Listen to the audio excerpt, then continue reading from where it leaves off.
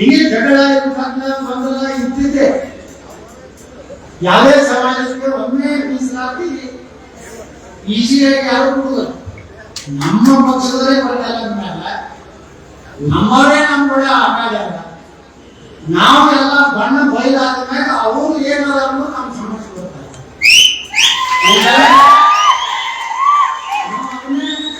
ಅವರ ಮೊಮ್ಮಗ ಕಡಿಮೊಮ್ಮಗ ಆ ಇದರಲ್ಲಿ ಇವತ್ತು ಭಯ ಬರಬೇಕು.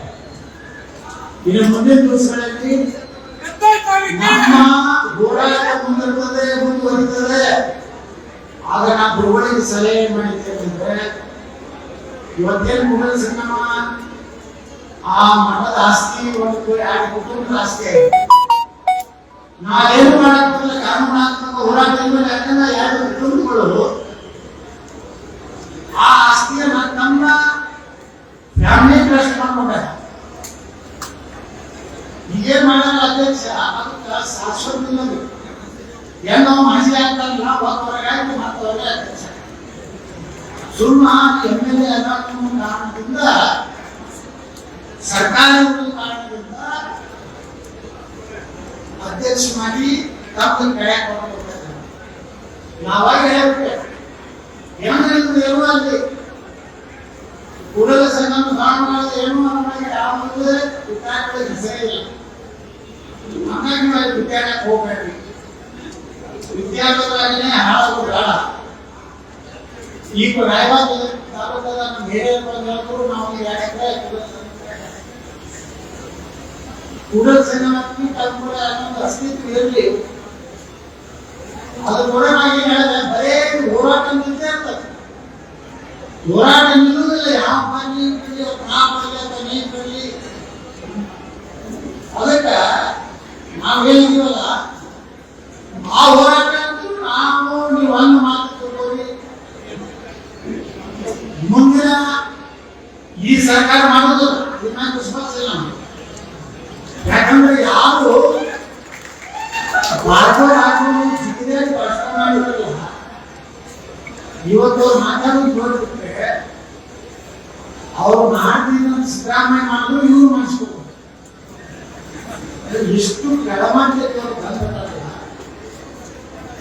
ಇದಕ್ಕೆ ಬದಲಾವಣೆ ಕಾಲ ಬಂತದೆ 2028 ಅನ್ನುವಂಥದ್ದು ಬದಲಾವಣೆ ಕಾಲ. ಅವಾಗ ನೋಡಿ ಮತ್ತ ಸಿದ್ದರಾಮಯ್ಯ ಎಷ್ಟು ನಮ್ಮ ಸಮಾಜದಲ್ಲಿ ಸಿಕ್ಕೈತೆ ಅಂದ್ರೆ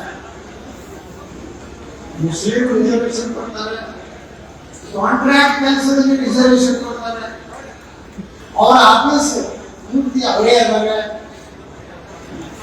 ಒಂದು ಲಿಂಗಾಯತ ಪಂಚಮಸಾಲಿ ಸಮುದಾಯದ ಬಗ್ಗೆ ಹಗುವಾಗಿ ಲಾಠಿ ಚಾರ್ಜ್ ಮಾಡಿ ಓದೊಳಗ ನನ್ನ ಮಕ್ಕಳಿಗೆ ಕೇಳಿ ಅದು CM ಆಗೋದು ಸುವರ್ಣ ಸೌಧದಲ್ಲಿ ಆದೇಶ ಮಾಡ್ತಾರೆ. ನಿರಪರಾಧಿ ಪಾಪ ಯಾಕೆ ಬರಲಿಲ್ಲ, ಯಾವಾಗ ಬಸ್ಸಿಗೆ ಬೆಂಕಿ ಹಚ್ಚಿಲ್ಲ, ಯಾವುದೇ ಆಸ್ತಿಗೆ ಹಾನಿ ಮಾಡಿಲ್ಲ, ಯಾರು ಅಸಭ್ಯವಾಗಿ ಪೊಲೀಸರ ಜೊತೆಗೆ ಆಗಲಿ ಮುಖ್ಯಮಂತ್ರಿಗಳ ಬಗ್ಗೆ ಆಗಲಿ ಮಾತಾಡಿಲ್ಲ. ಆದರೂ ನಿಶ್ಶಬ್ದ ಬಿಟ್ಟು ಹೊಡೆದು ನೋಡಬೇಕಾದ್ರೆ ಇವತ್ತು ಈ ಡಿಸೆಂಬರ್ 10 ನಮ್ಮ ಸಮಾಜದ ದೃಷ್ಟಿಯಿಂದ ಕರಾಳ ದಿನ ಇವತ್ತು ನಾವೆಲ್ಲ ನಾವೆಲ್ಲ ಇದ್ದೀವಿ. ನಮ್ಮ ಜನರಿಗೆ ಹೊಡಿಲಾಗತ್ತಿದ್ರು 4-5 ಎತ್ತಿದ್ದೇವ ಹೊಡ್ರಪ್ಪ ನಾನು ಹೊಡ್ಬೇಕು ಹೇಳಿ ಪೊಲೀಸರು ಹೇಳ್ದ ನಿಮ್ಗೆ ಎಷ್ಟು ಐತಿ ನಾನು ಹೊಡ್ರಿ ಅಮಾಯಕ ಜನರ ಮ್ಯಾಗ ಪಾಪ ಯಾರು ತಿರಿ ಹೊಡ್ಕೊಂಡ್ರು.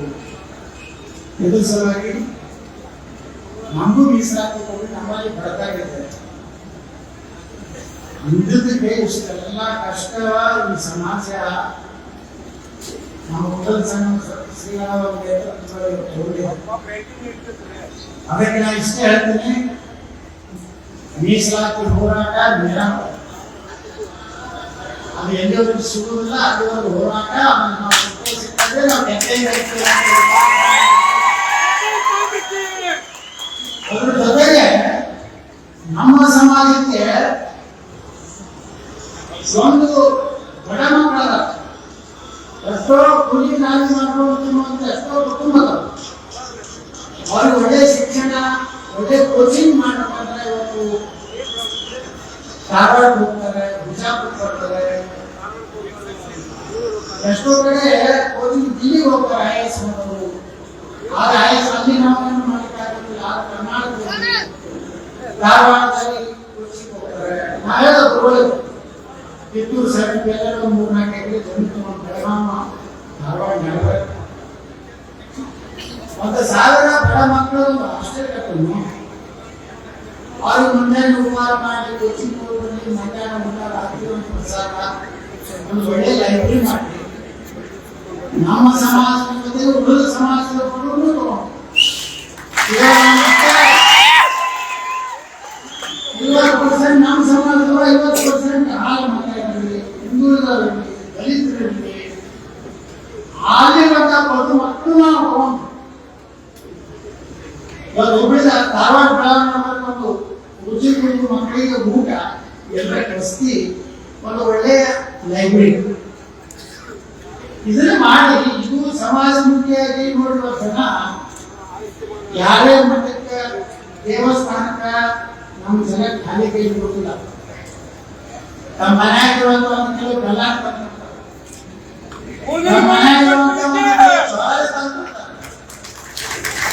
ನಮ್ಮ ಸಮಾಜ ರೈತ ಇರುವಂತ ಸಮಾಜ ಅನ್ನದಾಸೋಹ ನಮ್ಮ ಬಸವಣ್ಣರಾಗಲಿ ನಮ್ಮ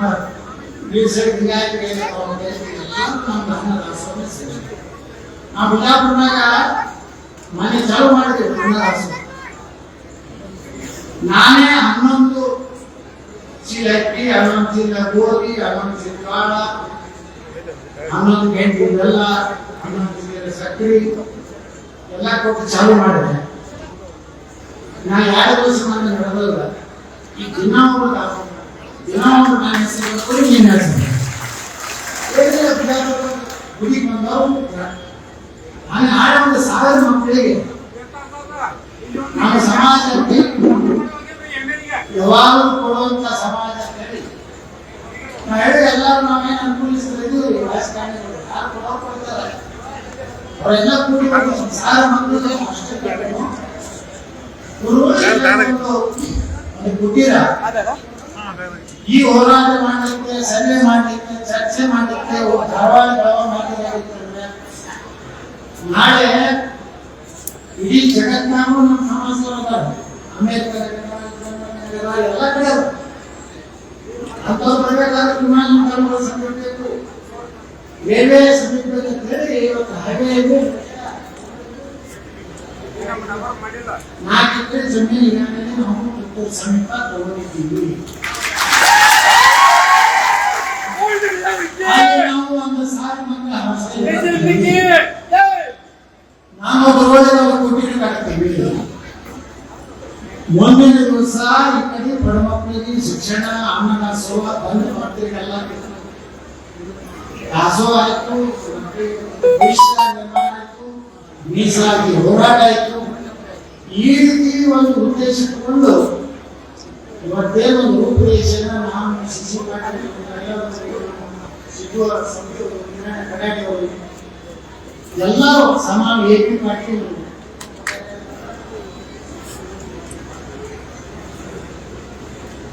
ಎಲ್ಲರೂ ಕೂಡಿ ಇವತ್ತು ನಿರ್ಣಯ ಮಾಡಿ ಇವತ್ತು ರಾಯಬಾಗ ತಾಲೂಕಿನಿಂದ ಮತ್ತೆ ಈ ಮೀಸಲಾತಿ ಹೋರಾಟ ಅದರ ಜೊತೆಗೆ ನಮ್ಮ ಭವಿಷ್ಯದ ನಮ್ಮ ಮಕ್ಕಳಿಗೆ ಶಿಕ್ಷಣ, ಒಳ್ಳೆ ಶಿಕ್ಷಣ ಸಿಗಬೇಕು. ಯಾಕಂದ್ರೆ ನಾವು ಹೋಗ್ತೀವಿ ಬಿಜಾಪುರನಾಗ ಪ್ರಧಾನಮಂತ್ರಿ ಆಗಿರ್ತಂದ್ರೆ ನಮ್ಗೇನು ಕೋಚಿಂಗ್ ಮಾಡ್ತಾರೆ ನೀವು ಬಿಜಾಪುರ ಪೊಲೀಸ್ ಆಗ್ಬೇಕು, PSI ಆಗ್ಬೇಕು, ಈ KPSC ಎಕ್ಸಾಮ್, ಕಾಂಪಿಟೇಟಿವ್ ಎಕ್ಸಾಮ್ ಇದು ಆಗ್ಬಿಟ್ರೆ ಪಾಪ ಬಂದು ಎಲ್ಲೋ ಮಾಡಿ ಇರ್ತಾವ ಬಡ ಮಕ್ಕಳು ಅವರು ಈ ಶ್ರಾವಣ ಮಾಸದಾಗ ಗಣಪತಿ ಕೊಡಿಸಿದಾಗ, ದೇವಿ ಕೊಡಿಸಿದಾಗ ಅಲ್ಲಿಗೆ ಅನ್ನ ಪ್ರಸಾದ ತೆಕ್ಕಿರ್ತಾರಲ್ಲ, 1,000-2,000 ಮಕ್ಕಳು ಬಂದಿರ್ತಾರೆ. ಮಕ್ಕಳು ಇವತ್ತು ಅಂಬೆ ಸಿದ್ದೇಶ್ವರ ಮಾಡಿದ 400 ಮಕ್ಕಳು ಯಾವ ಕೋಚಿಂಗ್ ಬಂದು ಊಟ ಮಾಡ್ತಾರೆ. ಬಡತನ ಎಷ್ಟು ದಿನ ಈಗಿನ ಬಡತನ ಕಡಿಮೆ. ನಾವು ಸಣ್ಣವರಿದ್ದಾಗ ನಮ್ಮ ಸಿದ್ದೇಶ್ವರ ಕೆಲವು ಬಡವರು ನಾನು ಹೋಗ್ತಿದ್ದೆ ಮನೆಗೆ ಈ ಗಟ್ಟಿ ರೊಟ್ಟಿ ಅದು ಮಸಾಲೆ ಖಾರ ಹೆಚ್ಚು ಪುಡಿ ಮಾಡಿ ಪ್ಲಾಸ್ಟಿಕ್ ಒಂದು ನೀರು ತಗೊಂಡು ಗಟ್ಟಿ ರೊಟ್ಟಿ ತಿಂದು ನೀರು ಕುಡಿದು ಎಷ್ಟೋ ಮಕ್ಕಳು ಸಾಹಿತ್ಯ ಪರಿಸ್ಥಿತಿ ಇವತ್ತು ಪರಿಸ್ಥಿತಿ ಬದಲಾವಣೆ ಆಗಲ್ಲ. ನಾನು ಜಾಪುರದಾಗ ನೋಡ್ತೀನಿ ಎಷ್ಟು ಎಲ್ಲರಿಗೂ ಗಣಪತಿ ಪ್ರಸಾದ ಶ್ರಾವಣ ಪ್ರಸಾದ ದಾಸೋಹ ಇರ್ತದ, ಅಲ್ಲಿ ಎಲ್ಲ ಸಾವಿರಾರು ಹುಡುಗರು ಬರ್ತಾರೆ. ಗಣೇಶ ಹುಡುಗರು ಬಂದು ಅಲ್ಲಿ ಊಟ ಮಾಡ್ತಾರೆ.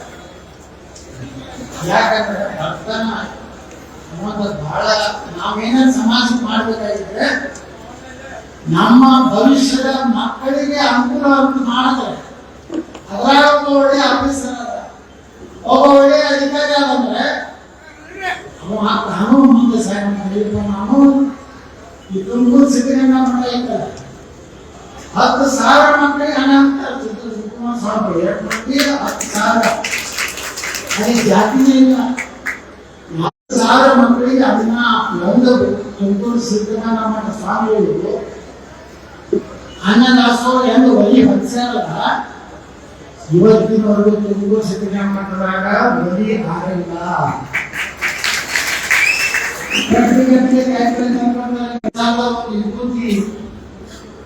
ಮತ್ತೊಂದು 10 ಕಿಲೋ ತುಪ್ಪ ಕೊಟ್ಟು ನಮ್ಮದು ಸಹ ಸ್ವಲ್ಪ ಬಡ ಮಕ್ಕಳಿಗೆ ಹೋಗಿ ಮುಟ್ಟಿ ಇರ್ತದೆ. ಈಗ ಎಷ್ಟೋ ಮಂದಿ ಕೊಡ್ತಾರೆ. ನಾನು ಅವ್ರು ಗುರುಗಳು ಹೇಳಿದ್ರು, ನಾನು ಒಂದು ಲೇಡೀಸು ಕಾಲೇಜ್ ಮಾಡಾಕತ್ತಾರೆ 140 ಎಕರೆ 50 ಕೋಟಿ ರೂಪಾಯಿ ಖರ್ಚು ಮಾಡಿ ನಾನು ಯಾಕೆ ರೊಕ್ಕ ಎಲ್ಲಿಗೆ ಬರ್ತದೆ, ಎಲ್ಲಿಗೆ ಬರ್ತೈತಿ, ಹೆಂಗೋ ಹಂಗೆ ಬರ್ತದೆ. ಅದಕ್ಕೆ ನಮ್ಮ ಗುರುಗಳು ಹೇಳಿದ್ರೆ ಹೋರಾಟ ಮಾಡ್ಕೊಂಡು ಹೋಗಿ ಅದನ್ನ ಇನ್ನೂ ಬೆಳೆಸೋದು ಒಂದು ಸಹಾಯ ಮಾಡ್ತಾರೆ. ಈ ಸಲನ ಮಾಡಿಬಿಡ್ತಾರೆ, ನಾಳೆ 10,000 ಮಕ್ಕಳು ಆಗ್ತಾರೆ. ಆದರೆ ಕೊಡುವಂತ ಸಮಾಜ ಇದ್ದಾಗ ನೀವು ಯಾವಕ್ಕೂ ಅರ್ಥ ಮಾಡುವಂತ ಸಂದೇಶ ಈ ರೀತಿ ಸಮಾಜಮುಖಿಯಾಗಿ ಸಮಾಜಕ್ಕೂ ಮೀಸಲಾತಿ ಬಂದೇ ಬರ್ತದೆ. ಯಾವ ಜಗತ್ತಿನ ಯಾವ ಶಕ್ತಿ ಯಾರೇನಿಲ್ಲ ಬಡವ್ರ ಕಡೆ 28 ನಮ್ಮ ಸರ್ಕಾರ ಬಂದಿದೆ. ಇಲ್ಲಿ ಯಾರೇ ನಾಟಕ ಮಾಡಿದ್ರು ಏನೋ ಯಾರು ತೋರಿಸಿದ್ರು ಏನ್ ಮಾತಾಡ್ತೀರಿ, ಏನ್ ಹಾರಾಡ್ತೀರಿ, ಏನ್ ಸಿಗಾಗ್ತೀರಿ ಚಿರ. ಆದ್ರೆ ನಮ್ಮ ಸಮಾಜಕ್ಕೆ ಏನು ಉಪಯೋಗ ನಾವೇನು ಹೇಳುದು ವಾಸ್ತವಿಕ ಸತ್ಯದ ಮೇಲೆ ಜನರಿಗೆ ಹೇಳಬೇಕು. ಇವತ್ತು ಧರ್ಮ ಅಂತ ಕಾಲದಲ್ಲಿ ಯಾವ ಲಿಂಗಾಯತ ಮೀಸಲು ಧರ್ಮ ಅಂತ ನಮ್ಮ ದೇಶದಲ್ಲಿ 6 ಧರ್ಮದ ಹಾಡು, ಅದರಲ್ಲಿ ಲಿಂಗಾಯತ ಮೀಸಲು ಇಲ್ಲ. ಯಾವುದೇ ಎಲ್ಲ ಸಮಾಜ ಹಿಂದೂ ಕಳೆದ ಒಂದು ಜಾತಿ ಎಲೆಕ್ಷನ್ ನಾವೇನ್ ಮಾಡಿದ್ರು ಬರೀ ಹಿಂದೂ ಲಿಂಗಾಯತ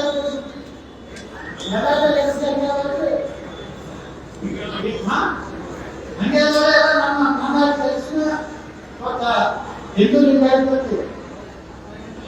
ಆ ಪಂಚಪೀಠದವರು ಎನ್ಸಿ ತೆಗೆದುಕೊಂಡು ಅವರು ಹಿಂದೂ ಲಿಂಗಾಯತ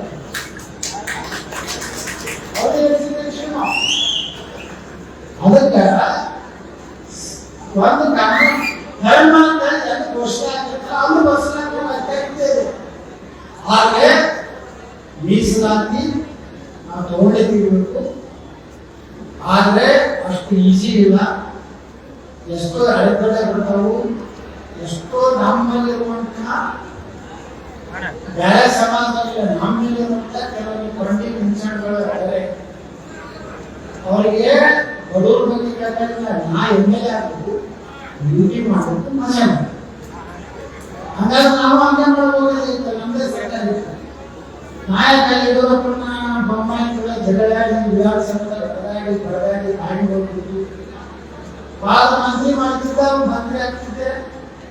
ಇಟ್ಟು ಬಿಟ್ರೆ ಸಮಾಜಕ್ಕೇನೋ ಆಗ್ತದಲ್ಲ ಕಾರಣದಿಂದ ಇವತ್ತು ನಾನು ಎದಕ್ಕೆ ಅನ್ಸ್ಲಾಕತ್ತಾರ ಇಲ್ಲಪ್ಪ ಏನಂತ ಮುಟ್ಟಂದ್ರೆ ಸಮಾಜ ದೊಡ್ಡದೈತಿ ಇದೆಲ್ಲ ಸಮಾಜದಿಂದ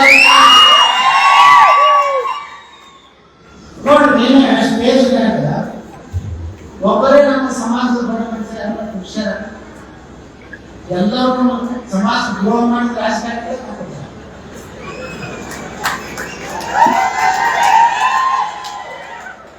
ಅಲ್ಲಿ ಲೆಕ್ಕ ಕೊಡ್ತಾರೆ ಅಲ್ಲಿ ಲೆಕ್ಕ ಕೊಟ್ಟು ಮುಖ್ಯಮಂತ್ರಿ ಆಗ್ತಾರೆ ಮಂತ್ರಿಗಳಾಗ್ತಾರೆ ಆದ್ರೆ ಇಲ್ಲಿ ನಮ್ಮ ಸಮುದಾಯಗಳಿಗೆ ಏನ್ ಸಿಗ್ಬೇಕು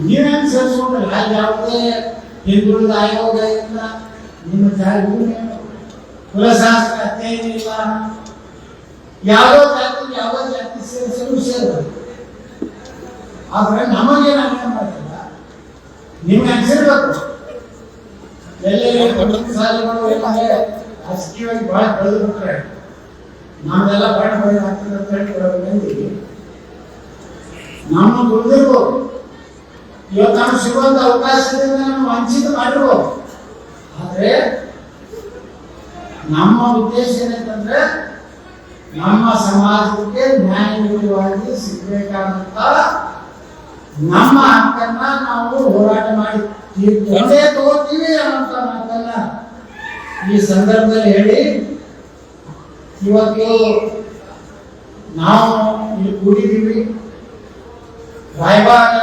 ತಾಲೂಕಿನಲ್ಲಿ ದೊಡ್ಡ ಸಮಾಜ ನಮ್ದು ಕೊಡ್ತೇವೆ ಈ ಕೆಲವೊಮ್ಮೆ ಹಾಳಾಗುತ್ತೆ ರಾಜಕಾರಣ